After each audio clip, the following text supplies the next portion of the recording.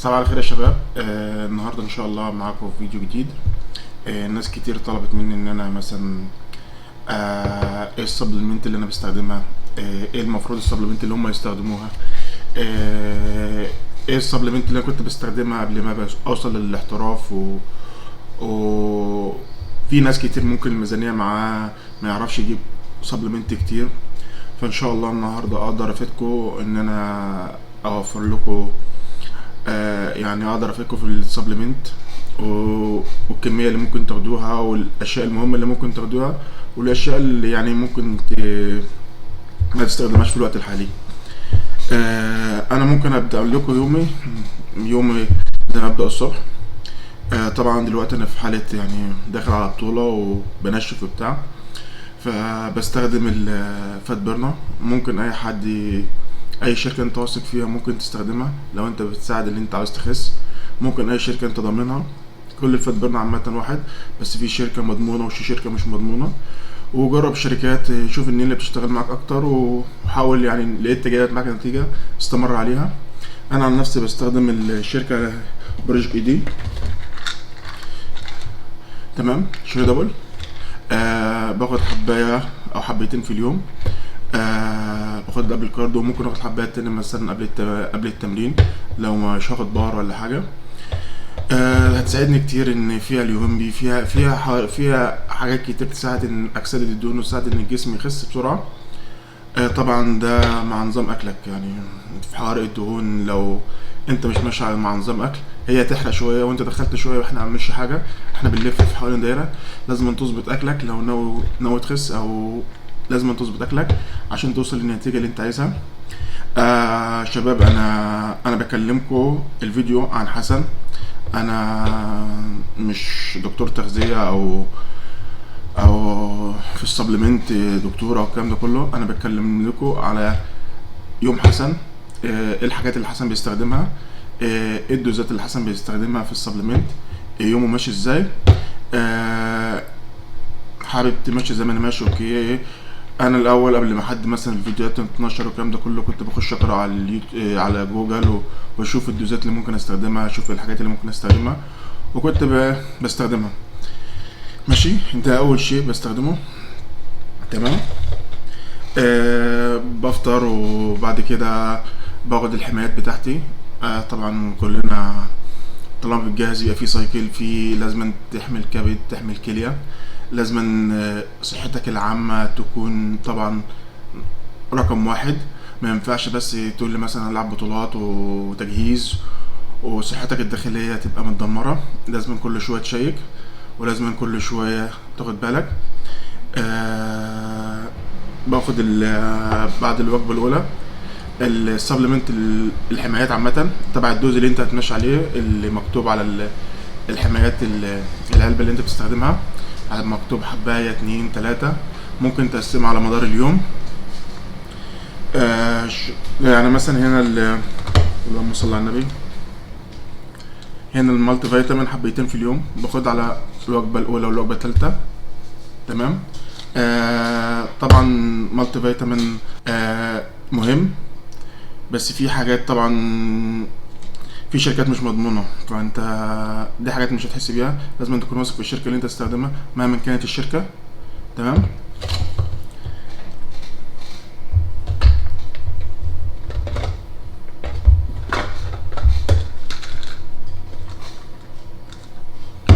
طبعا الليفر، اللي الحاجة اللي الكبد والكلى والقلب، طبعا ده لازم تكون من اهم الحاجات. لازم الكبد بتاعك يكون في صحة كويسة، لازم الكلى تكون في صحة كويسة عشان احنا بناكل كمية بروتين عالية. فلازم تكون صحة الكلى والكبد بصحة كويسة، فلازم تحافظ عليهم بالسبلمنت. تمام. ده باخد منه 3 حبات على مدار يوم، في الوجبة الأولى، الوجبة الثالثة، والوجبة الخامسة. تمام. بص يا شباب، هنا في حاجات للكبد، في الميلك سيستم، في الناك. لو مش موجود الشركه ده عندكم ممكن تستخدموا دول موجودين مثلا. ده اهم من اهم الحاجات اللي ممكن تستخدمها كحماية الكبد.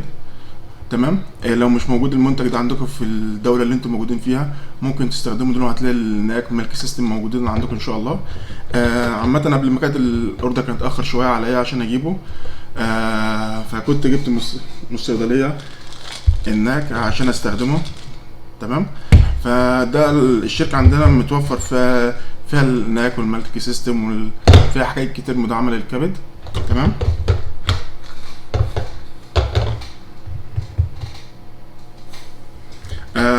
كنت بستخدم الزنك بس للاسف خلصان. كنت باخد من 100 ل 150 مللي جرام في اليوم، برضك بقسمها على مدار اليوم. طبعا بقسم السبلمنت بتاعتي كلها على مدار اليوم، في الوجبة الأولى، الوجبة التالتة، الوجبة الخامسة. تمام. دي ممكن باخده قبل النوم عشان الأشوجندا بتساعد في الاسترخاء، وتساعد تخلي أعصابك هادية وتعرف تنام، مفيش توتر. فبتساعدني إن أنا مثلا قبل النوم بتديني يعني راحة نفسية، أعرف أنام، فأعرف أنام نوم عميق، ما يكونش فيه مفيش أرق، الكلام ده كله. تمام.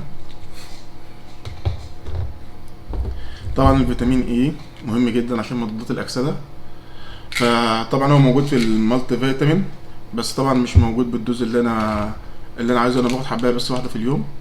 تمام. موجود في يعني في اي سبلمنت موجود. تمام.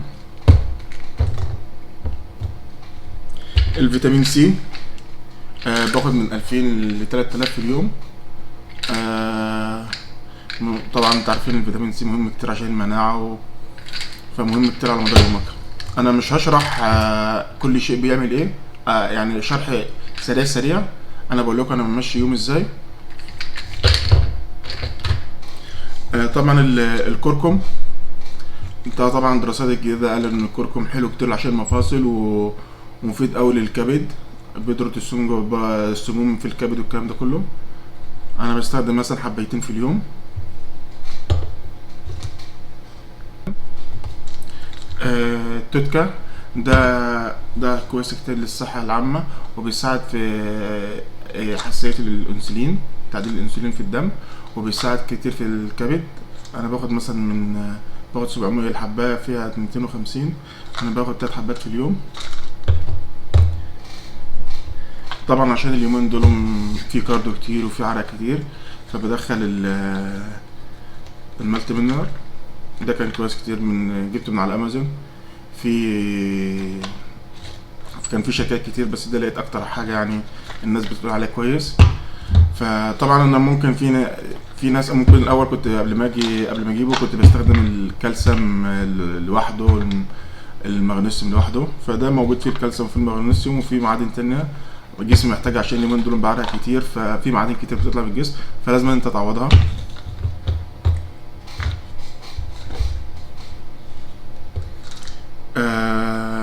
طبعا في الايام اللي عندي فيها كرب وفيها مثلا كرب عالي شويه، باخد المتادور.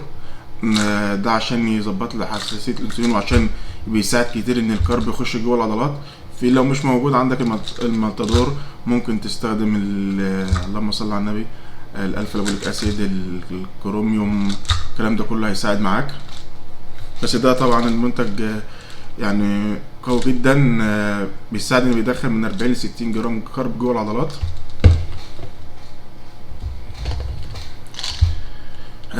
الريفينوس طبعا عشان في الايام ديت الاكل ناشف ولو كارب والكلام ده كله، في الهضم عندي طبعا مبقاش مظبوط شويه، فانا بستخدمه ممكن مع حبايه مع الوجبه، باخد من 3 ل 6 حبات في اليوم عشان يساعد الهضم عندي كويس واعرف اكمل وجباتي. لو مش موجود عندك المنتج، ممكن تستخدم اي انزيمات هضمه، دايجستيف، اي انزيم هضم هيساعد كتير ان انت تعرف تدخل وجباتك ويساعد الهضم بتاعك.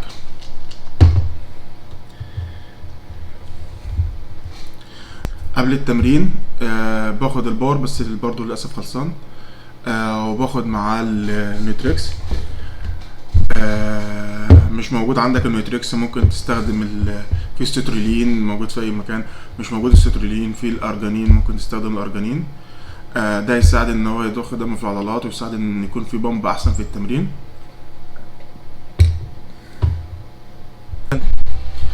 بص يا شباب، ده خضار موجود في كل معظم انواع الخضار. ده كنت بستخدمه اكتر في الايام الاوف سيزون، عشان كان في اكل كتير فما كنتش بعرف اكل خضار كتير، فكان بيساعدني كتير في الهضم. وفي بي سي طبعا، في بي سي اي. ف بس في الوقت الحالي ممكن استخدمه لو في مشكلة في معدتي، لو انا مش عارف اكل خضار او في انتفاخات والكلام ده كله، فبستخدمه مكان الخضار. طبعا الخضروات مهمة كتير عشان صحة الامعاء،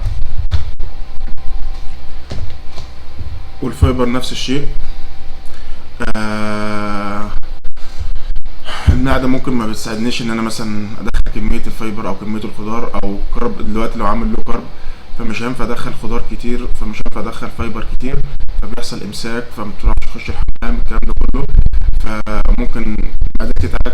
فانا بدخل الفايبر عشان يساعد على صحة امعاء، عشان اعرف معدة حركة معدتي بشكل كويس. آه اثناء التمرين بستخدم ممكن بعمل كارديو الصبح بستخدم بي سي، باخد مثلا 10 جرام بي سي. ممكن في التمرين باخد 10 جرام برضو، آه،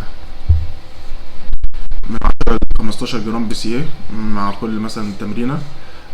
طبعا بي سي موجود، اي بي سي موجود، الامينو. طبعا هيساعد كتير في الريكفري.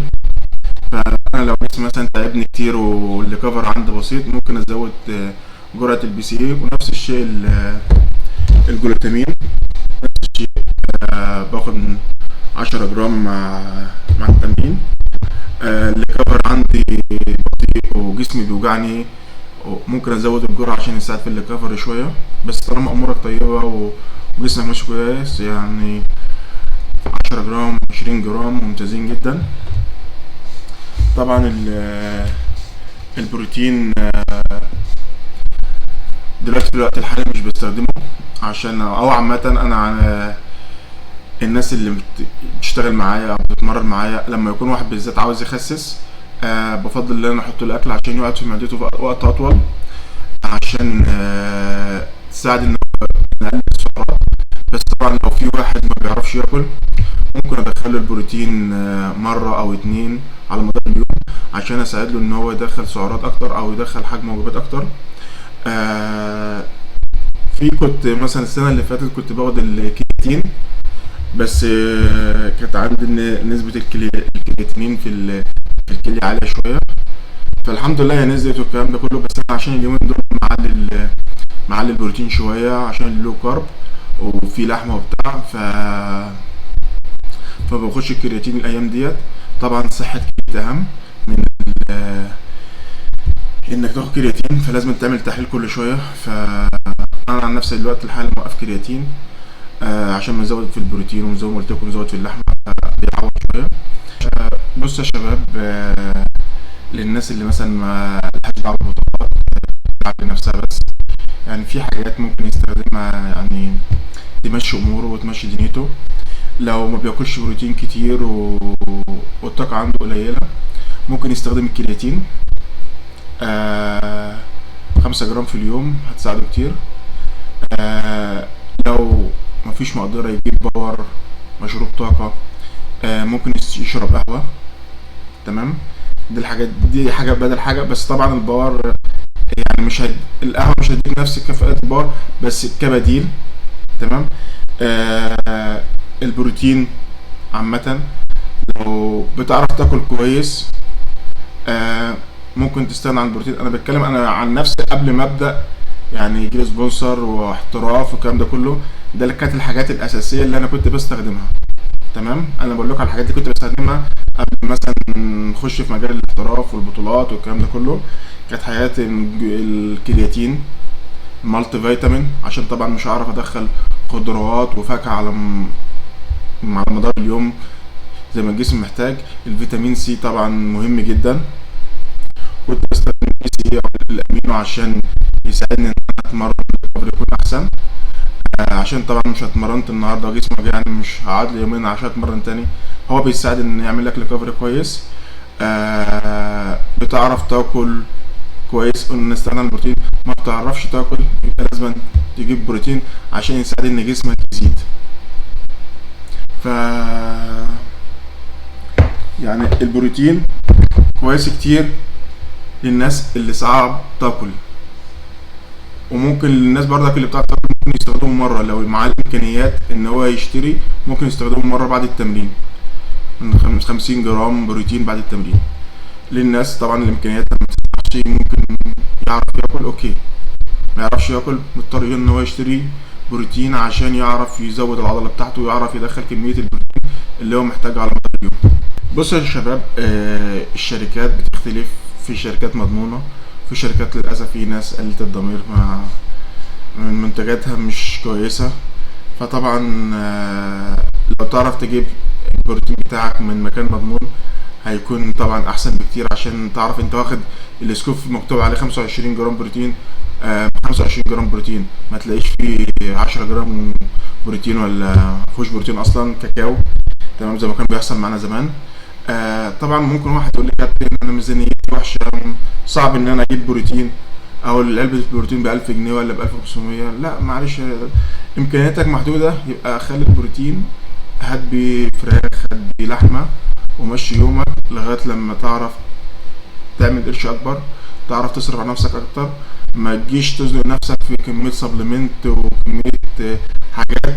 في اساسيات، الاكل اساس، اهم حاجه الاكل، بعد كده تبدا تزود السبلمنت معاك، بس الاكل اساس. معاك مصاريف تصرف على الاكل، اكلك اساس اهم حاجه.